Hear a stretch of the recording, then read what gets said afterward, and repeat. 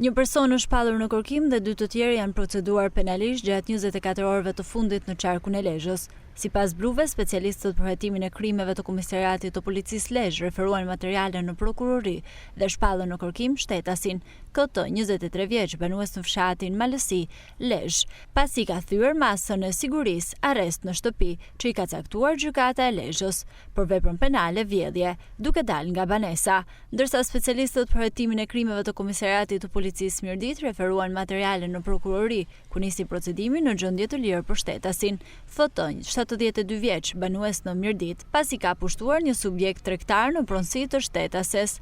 PG, 61 vjeçe. Gjithashtu, specialistët për hetimin e krimeve të Komisariatit të Policisë Kurbin referuan materiale në prokurori, ku nisi procedimi penal për shtetasen BL, 32 vjeçe, banuese në Laç, pasi dyshohet se ka ushtruar dhunë psikologjike ndaj ish-bashkëshortit të saj, ndërsa në vijim të planit operacional policor të koduar koordinatat, shërbimet e Komisariatit të Policisë Kurbin konstatuan në një sipërfaqe toke publike në fshatin Vinjoll 103 bim të dyshuara narkotike kanabis sativa.